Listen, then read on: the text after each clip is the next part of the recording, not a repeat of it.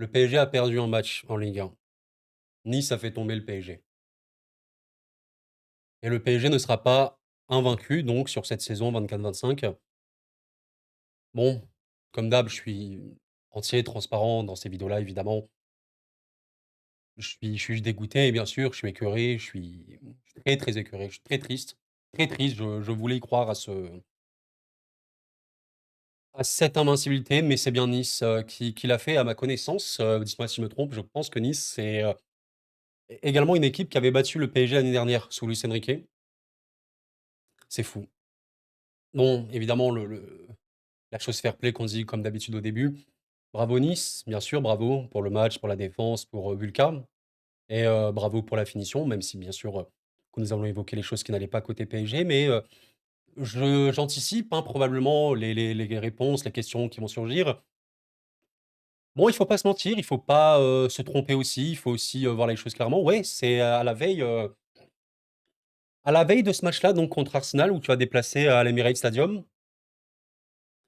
Bah, tu en prends 3 à la maison. À la maison, c'est ça aussi, je pense, qui fait, mal parce que, ouais, tu vois, perdre à Strasbourg, par exemple, ça aurait été très saoulant. Bah, tu te dis: «Bon, c'est Strasbourg, à l'extérieur, chez eux, ils sont quasiment invincibles». Bon, à la maison, ça fait mal et ce qui est malheureux, j'ai juste de la franchement, les gars, bien sûr que je suis énervé, clairement, c'est normal et on est supporters, on est énervé, c'est normal. Mais je suis très triste. Je suis très triste parce que, dans les faits, cette défaite, elle change rien vis-à-vis de la Ligue 1, mais elle peut en dire des choses sur ce PSG actuel, sur la dynamique de ce Paris Saint-Germain, sur la problématique parisienne qui, on le sait, on le voit et on l'a vu, maintes et maintes fois cette saison, pas que cette saison. Bah, une équipe qui est dans une domination un petit peu choquante, d'accord? Où, comme d'habitude, tu as un gardien, bon voilà, 12 arrêts. Bulka, sur ce match-là, faut arrêter. Faut arrêter la fumerie. Donnarumma qui se prend 3 tirs, et qui concède 3 buts. En fait, ce qui est malheureux,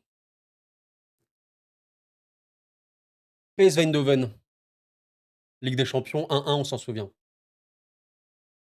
Atlético Madrid, 2-1 pour l'Atlético au Parc des Princes. Liverpool au Parc des Princes, 1-0 pour Liverpool. Aujourd'hui contre Nice. Ces matchs-là se ressemblent énormément.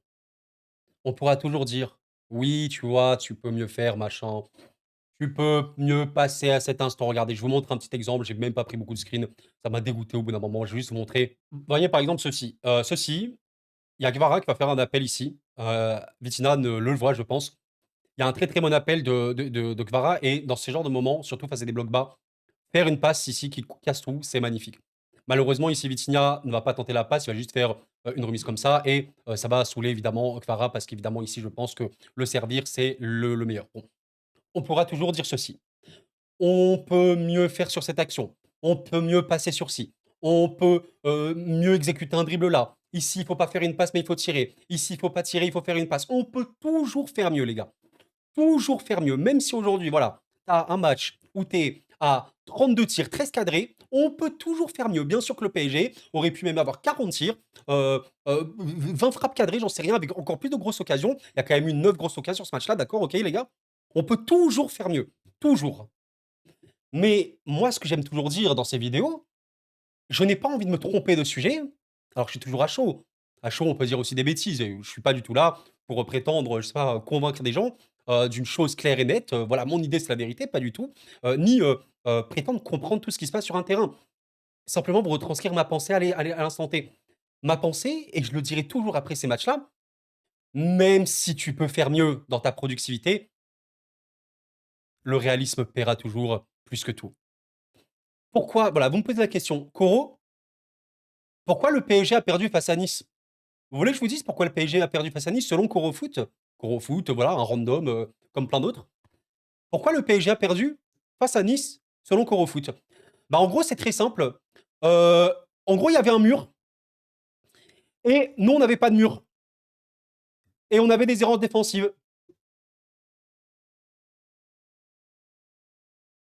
On s'amuse. Les gars, je vais vous montrer un petit truc. On reparlera d'Arsenal, les gars, on en parlera dans cette vidéo, mais on va en reparler bien sûr à froid. Vous vous souvenez pas d'un petit truc, les gars? Un tout petit truc la saison dernière? Eh oui, les gars, Dortmund, alors le match aller, bien sûr que tu pouvais toujours faire mieux, tu peux faire mieux, hein, bien sûr. Pas le match le plus fou, tu as quand même eu des grosses situations, OK. Bon, Kobel, allez, 3 arrêts, c'est pas ouais, voilà, tu perds 1-0, tu as un ballon en profondeur, je pense pour le Krug, OK. Le match retour, les gars, attendez, attendez, heu what? Pardon? Attendez, d att ah! D'accord!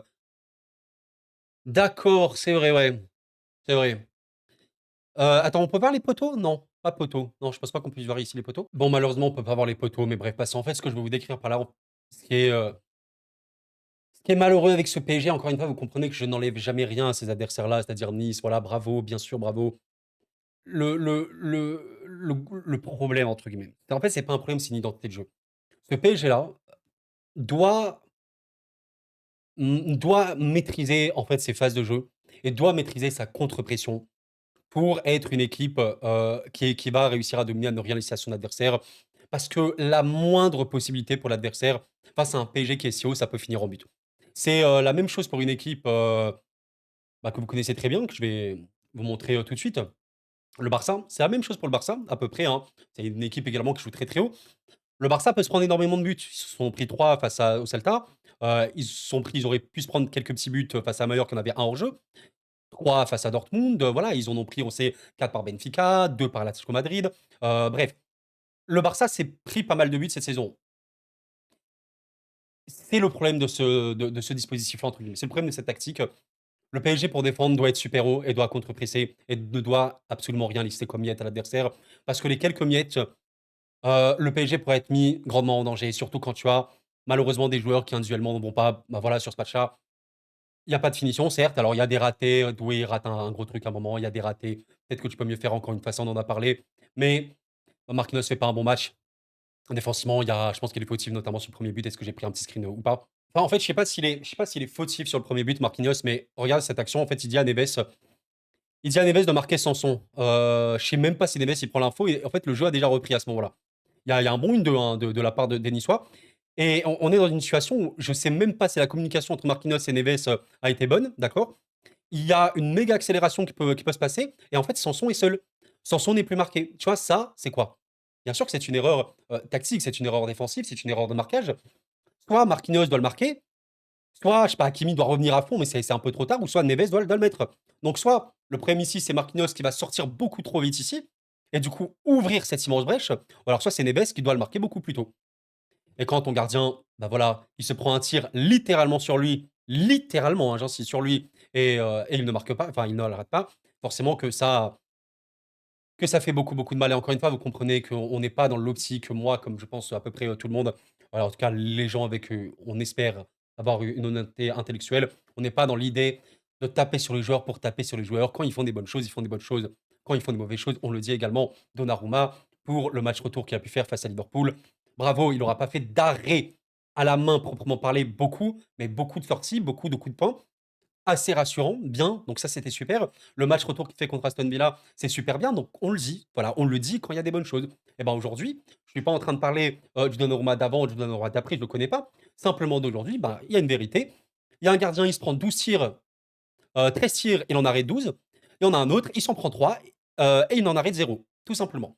Sachant que comme vous pouvez le voir ici, il a une extrême mauvaise note, alors même si les notes FotMob ne considéraient pas ça comme, vérité, hein, mais le but évité, c'est le XGOT par rapport à la qualité de la frappe cadrée que tu as reçue. -2,14, c'est une performance qui est considérée comme extrêmement mauvaise. -2,14, pour vous dire, je connais un peu le domaine quand même, c'est très, très mauvais. C'est vraiment très, très mauvais. Donc voilà, Nice, ah oui, bah, les fameux, on a évoqué. Donc ce PSG-là doit marquer, doit presser très, très haut et doit contre-presser pour exister. Et ils l'ont à peu près fait toute cette saison et ils sont, pour la plupart du temps, fait des matchs extrêmement convaincants et tu marquais un but, 2 buts, 3 buts, l'adversaire n'arrivait quasiment pas à ressortir. Et quand il ressortait, tu arrivais à être assez solide au duel, ce qui a manqué par exemple dans ce match-là sur certaines actions. Par exemple, Nuno Mendes face à Liverpool, entre autres. Pacho, exemple, OK? Mais dès que ce n'est plus le cas, dès que les performances individuelles sont moindres défensivement, bah, tu te mets dans des situations de fou parce que tu ne peux pas défendre bas. Tu ne peux pas défendre bas, c'est comme le Barça et les coups de pied arrêtés. Et ouais, ouais, ça pour le coup, bien sûr que c'est affreux. Ça, c'est bien sûr que c'est affreux les gars. C'est le point C'est le point abominable. Pourquoi on schlingue sur les coups de pied arrêtés? J'en peux plus. Attendez, je vais vous montrer, mais encore une fois, moi, ça m'échappe complètement. En fait, vous savez, ce qui est terrible sur les coups de pied arrêtés du PSG, c'est que déjà, il faut savoir une chose, et ça, ce sera vraiment un des axes importants lors du mercato estival qui arrivera. Il faut un mec dans les duels aériens qui est élite. À un moment, c'est clair. Aujourd'hui, qui sont les joueurs à peu près bons dans le duel aérien? Pacho est bon dans le duel aérien, c'est pas élite, il est bon. Marquinhos peut être OK, on va dire quand même. À part ça, il y en a pas. Par exemple, un mec comme Fabian qui aura fait pour moi un très gros match, hein, je prends lui parce qu'il est assez représentatif. Il est assez grand. Fabian est un des pires joueurs européens dans le duel aérien. OK. Quand vous prenez par exemple ce but-là, Ndeya Chimier, en fait, il est là sur l'action avec Fabian, mais le marquage ne sert à rien parce qu'il saute. Quoi qu'il arrive, les joueurs sur les coups de pied arrêtés parisiens, ils vont sauter. Alors, OK, Beraldo, il peut sauter machin, mais dans les faits, par exemple ici, bon, voilà, le Fabian le marquage de Fabian, j'allais plutôt, il est approximatif, mais on est nul sur ça. Je sais même pas si c'est un problème de lecture ou simplement un problème de dans les duels aériens, on n'est pas là. On est inexistant. Et encore une fois, voilà, Donnarumma, oui, qui ne bouge pas. Je crois qu'il n'a pas bougé sur les deux derniers buts. Il y avait. En vrai, les gars, je suis désolé pour ce débrief, hein, il est très très mauvais. J'en ai conscience. Je suis juste dégoûté, les gars, franchement. Là, en vrai, je le fais vraiment par professionnalisme. Énorme aussi, parce que j'aime bien vous parler. Et parler du football, quand même, mine de rien. Mais là, je suis vraiment dégoûté, sincèrement. Je suis dégoûté parce que j'ai pas envie qu'on perde tous cette fin de saison, mais bien sûr que ça peut arriver. On sait que ça va être très très chaud de toute façon. Et c'est fou parce que Nantes était une équipe que tu n'avais pas réussi à battre cette saison. Bah, tu n'as toujours pas réussi à les battre. Et Nice, c'était pareil. Et même pire, tu as perdu contre Nice. Faut savoir que Reims, que tu vas jouer en finale de Coupe de France, tu n'as pas réussi à les battre, hein. Tu as fait 2 matchs nuls face à Reims. Toujours dans ce délire de dire, bon, tu avais moins de problèmes de production, hein, moins de productivité face à Reims. Mais un tir, un but, je pense, pour les Rémois sur les 2 matchs. Ouais. Donc c'est bien sûr que c'est pas une bonne préparation mentale, hein, notamment face, avant Arsenal. Maintenant, vous voyez, si encore une fois, si on est lucide, mais le résultat sera toujours le plus important. Le PSG ne fait pas un match atroce, encore une fois. Et ceux qui ne suivent pas le PSG, et qui ont vu notamment le PSG 25e en Ligue des Champions, ils se sont dit que c'était, une catastrophe et tout.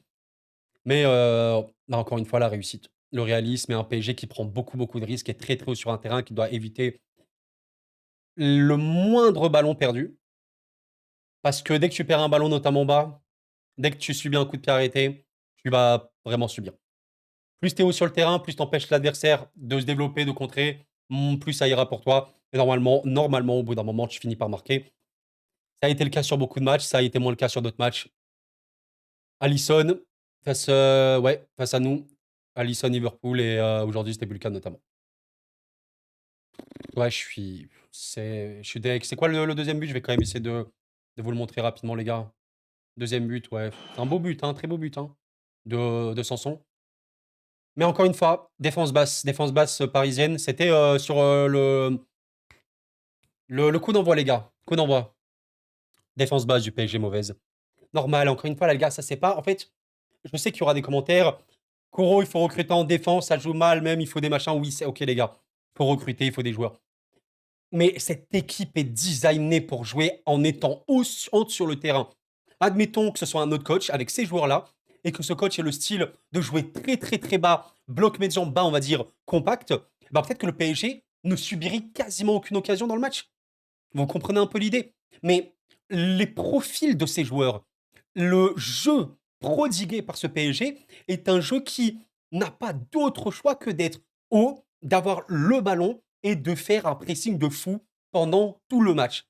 Parce que si ces choses-là ne sont pas mises en place, tu vas subir. Le PSG ne sait pas défendre bas, ne sait pas défendre sa surface, c'est une vérité.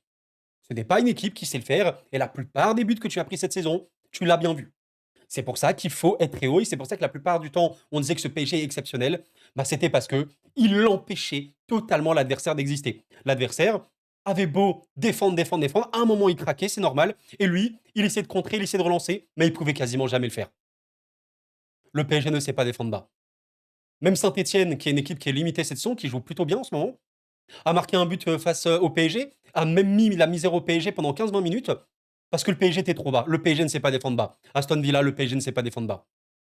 Et donc forcément, dans des phases de contre ou quoi, dans des phases où tu perds le ballon de vêtements, dans les phases où tes défenseurs qui sont un peu à l'ouest, Elliott, Liverpool par exemple, Je crois que c'était Lang face PSV, face à nous, Atlético Madrid, Corée à la fin.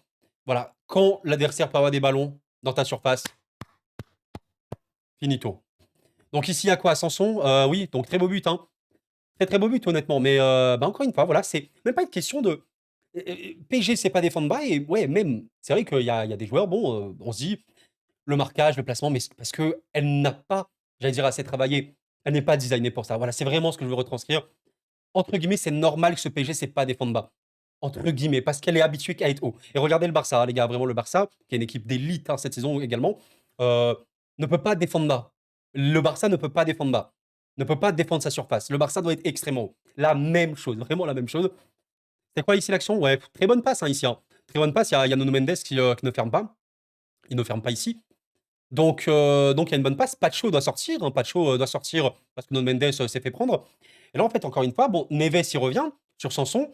Hakimi, il est au marquage du joueur niçois ici. Abdi, je pense. Marquinhos, bon, il est un peu. Voilà. Marquinhos, il est là.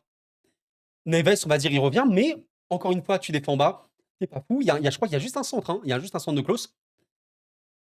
Je sais pas ce que fait Marquinhos. En vrai, n'hésitez pas à me dire. Je sais pas ce qu'il fait là. Il met le bras comme ça. Il sort.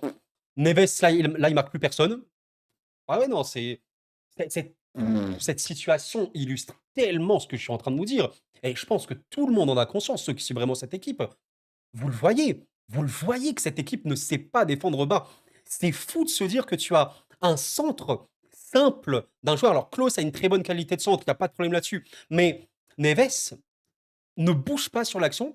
Marquinhos essaie de, je sais pas, de revenir de machin. Et au final, c'est Sanson qui va l'avoir. What is that, les gars? Alors, la reprise, c'est voilà, c'est waouh, magnifique, hein. Waouh! Évidemment, voilà, Donnarumma, je comprends pas. Même Donnarumma, c'est. Comment je sais pas, non, là, j'ai pas compris. Donnarumma, là, il est même sur son premier poteau. Il met juste le bras comme ça. What is that? Je sais pas, il a pas vu le ballon filer. Là, oui, la reprise est merveilleuse. Mais là, vraiment, c'est fou. Oh, c'est incroyable. C'est incroyable. Cette action sans son, il rentre. Donc, il n'est marqué par personne. Désiré le rentre. C'est fou. Oh, vraiment, ce PSG ne peut pas défendre bas. Ne sait pas défendre bas, ne peut pas défendre bas. Et également les coups de pied arrêtés. C'est une folie. Comment tous les buts que tu vois récemment, c'est ça. C'est une folie furieuse. Je suis en train de revoir avec vous, les gars, hein, vraiment. Il y a un centre, juste un centre. Il y a un bon leurre, on va me dire, ok. Il y a un bon leurre. On peut, c'est bon leurre du joueur niçois ici. Mais n'empêche, là, ça l'illustre. Marquinhos, qui sort sur le niçois. J'ai pas le nom, excusez-moi, les gars. Neves, qui est un peu dans le vent, Désiré, donc qui s'arrête là. Et qui laisse Sanson seul. Ceci est l'illustration parfaite que ce PSG ne peut pas défendre bas. Parce qu'il n'y a pas cette science tactique. Par exemple, une équipe comme Arsenal qui sait le faire. Bah ici, il y aurait Saliba, et Gabriel, bah, sur les deux. Par exemple, je sais pas, Sabeliba, il serait sûrement parti au duel aérien ici, et Gabriel, il serait parti ici, tu vois, par exemple. Voilà, les gars. Voilà, voilà, bon. Le but parisien, c'était quoi? Oui, très beau but, hein. Très beau but parisien, Fabian. Les gars, je sais même plus, voilà, je suis deg ce soir sur tout ça. Bon, maintenant, si on parle quand même un peu d'Arsenal, on en refera une vidéo, bien sûr. On parlera en vidéo. On en parlera, on en parlera. Mais forcément, contre Arsenal, bah, je peux comprendre l'inquiétude de certains. Le PSG, ses 4 derniers matchs, c'est une victoire. C'est une victoire, factuellement. C'est pas bon. Les résultats ne sont pas bons. Les résultats ne sont pas bons. Est-ce que le contenu l'est? Le match contre Aston Villa au retour n'est pas bon. Du tout, clairement. La première période, tu subis quand même un petit peu. Tu agis en contre. Tu joues un peu contre nature. Ce PSG-là n'a pas joué comme ça. Bon. Match contre Aston Villa dans la globalité n'est pas bon. Match contre le Havre avec une équipe très remaniée. Est-ce qu'il est bon? Il y a un PSG sérieux. Il y a un PSG très remanié. Je crois qu'en première, tu subis rien. Ouais. PSG fait un bon match, je me rappelle Désiré, oui, il a été assez chaud. La seconde est moins bonne, relâchement, je pense, quoi. Ok, bon, pas très convaincant. Là, t'as un nul, est-ce que le match est bon? La première est bonne, honnêtement, pour moi, la première est bonne, maîtrisée, bon, il n'y a pas grand-chose. Et la seconde, le gros problème, c'est que là, pour le coup, ouais, tu subis plus, tu recules plus, tu sais pas défendre bas, effectivement. Et on l'a également vu. Et pour le coup, en fait, ce match-là contre Nice, bah, ce qui est drôle, c'est que par rapport aux 4 derniers matchs, si on prend le match depuis Aston Villa, ce match-là contre Nice, c'est probablement le meilleur. C'est très probablement le meilleur match. Même sans aucun doute. La première période, en tout cas, elle est excellente, hein, exceptionnelle. Il y a quasiment rien à dire, hein. Nice a eu 2 possibilités, je pense, une en contre et sur le but là que je vous ai montré évidemment de Sanson, le 1er sur Neves, Marquinhos et la seconde, en fait, c'est vrai qu'il y a eu des changements, hein. Au moment où Dembélé et tout est sorti, Dembélé il est sorti quand? À la 68e minute. À partir de là, je pense que le PSG n'a plus du tout tiré jusqu'à la toute fin. Donc c'était beaucoup plus ronchonnant, vous allez dire, enfin, endormant, on va dire. Bon, on en reparlera les gars, je suis désolé, ce débrief il est chaotique, vraiment chaotique, je suis juste dégoûté. Arsenal PSG, bon, bien sûr que je peux comprendre votre inquiétude, hein. Gabriel ne sera pas là, ça reste un des meilleurs joueurs d'Arsenal, excellent également au coup de pied arrêté. Thomas Partey ne sera pas là, très, très important au niveau de la défense, notamment de son équipe. Mine de rien, Arsenal joue sans attaquant, mais bon, encore une fois, c'est pas grave de jouer, sans attaquant entre gros guillemets, vous avez compris l'idée, hein. Pour marquer contre ce PSG là, il suffit qu'Arsenal fasse un contre, un coup de pied arrêté pour marquer. Donc même s'ils ont pas d'attaquant, ils pourront marquer. Et le truc, c'est qu'Arsenal, on évoquait que le PSG ne sait pas défendre bas, ne sait pas défendre sa surface, bah, c'est tout le contraire d'Arsenal, où ils sont, plutôt excellentissimes. C'est probablement les meilleurs, d'Europe, sur ce domaine-là. Donc, nous en reparlerons. Le match retour, évidemment, se jouera au Parc des Princes. Mais pour l'instant, je suis pas assez lucide pour, vous tirer un petit peu des infos sur tout ça. Tout ce que je vous dirais, c'est que moi, je stresse vis-à-vis des coups de pied arrêtés énormément, énormément. Je suis quasi sûr que le PSG prendra des buts sur coup de pied arrêtés face à Arsenal. Et je stresse quant au fait de dire, est-ce que Raya va se transformer en un mur absolument infranchissable? Est-ce qu'on arrivera à avoir assez de production face à Arsenal? Parce qu'aujourd'hui, face à Nice, tu as une grosse production, je marque pas. Bon, si tu peux avoir moins de production, voire beaucoup moins de production par Arsenal, mais que tu marques, je dirais pas non. Bah, tu vois, quand par exemple Doué ou Kvaratskhelia, ils mettent des frappes, absolument lunaires face à Aston Villa et ça passe, pourquoi pas? Pourquoi pas? Mais, dans l'intensité, dans le contre-pressing et cetera, je suis OK pour le PSG, pour moi, ça peut le faire. On verra comment jouera, Arsenal lors du match aller. Mais par contre, si on est, sur des phases où tu vas défendre bas, où tu dois défendre ta surface, où tu es en mode coup de pied arrêté ou quoi, ouais, là, ça va chinguer. On verra les amis. Le PSG n'est plus invaincu en Ligue 1. Nice, l'a fait tomber. Match, terrible, hein, forcément. Je suis dégoûté et je pense que je vais arrêter le tournage ici. Je voulais tourner une vidéo juste après, concernant les événements qui sont passés entre le Barça et le Real. Je sais pas si je vais la tourner en vrai, j'aimerais bien, mais bon. Je vais peut-être faire une petite pause et on verra bien. Vous me dites tout ça les gars, en tout cas en commentaire évidemment. On en reparlera. C'était Kourou, prenez soin de vous et la paix sur vous.